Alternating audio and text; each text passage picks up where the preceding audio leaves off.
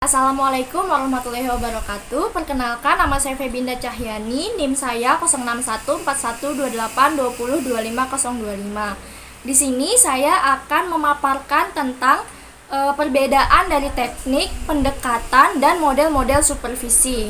Definisi dari teknik supervisi. Teknik supervisi pendidikan adalah sebuah alat yang dipakai atau digunakan oleh supervisor demi mencapai tujuan yang ingin dicapai, sehingga nantinya dapat diperbaiki hal-hal apa saja yang kurang.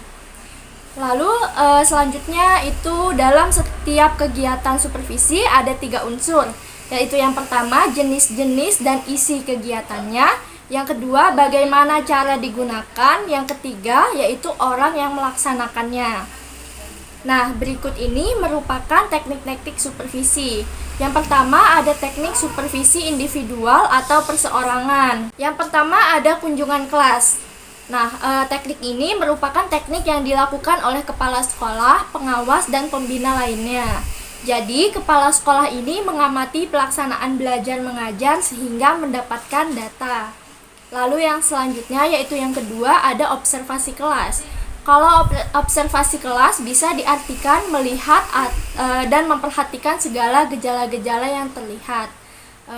Teknik ini dilakukan oleh supervisor terhadap pembelajaran yang berlangsung, yaitu tujuannya untuk memperoleh data yang seobjektif mungkin. Lalu yang ketiga ada pertemuan individual, di mana pembina atau supervisor, guru dengan guru melakukan satu pertemuan, bercakap-cakap dan berdialog atau bertukar pikiran. Lalu yang selanjutnya ada kunjungan antar kelas.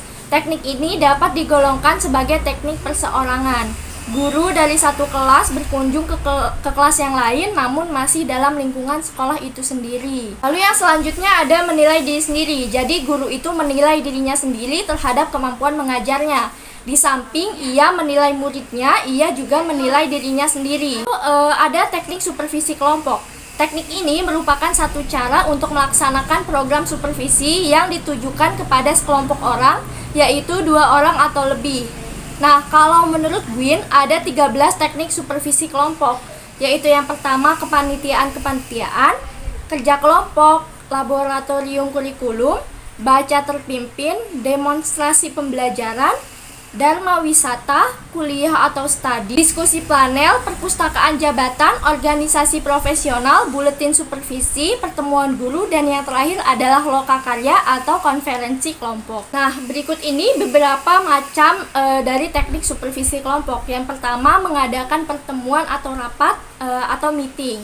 Nah, setiap warga sekolah diharuskan untuk mempunyai hak yang sama untuk mengemukakan segala pendapatnya dan segala informasi yang ada agar tercapai fungsi komunikasi dengan baik.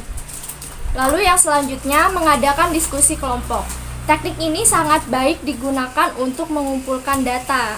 Nah, hasil wawancara tersebut dapat digabung atau dikombinasikan dengan kelompok diskusi. Lalu yang ketiga ada penataran. Penataran ini dikategorikan sebagai in-service training yang merupakan pendidikan sebelum yang bersangkutan diangkat jadi pegawai yang resmi. Lalu yang keempat ada seminar. Seminar ini dapat mendapatkan hasil yang baik jika dilakukan secara sungguh-sungguh, serius, dan cermat dalam mengikuti kegiatannya. Nah, lalu yang ketiga ada teknik supervisi langsung.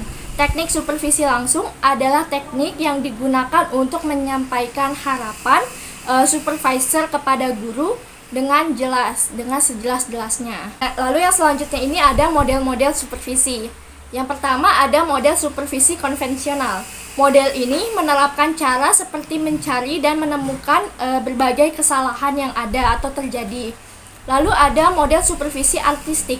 Nah, kalau model ini menggunakan instrumen berupa sensitivitas, persepsi, dan pemahaman supervisor dalam mengapresiasi semua aspek. Lalu yang ketiga ada model supervisi klinis. Model ini difokuskan pada bantuan untuk meningkatkan pengajaran. Namun bantuannya ini lebih bersifat memerintah daripada instruktif.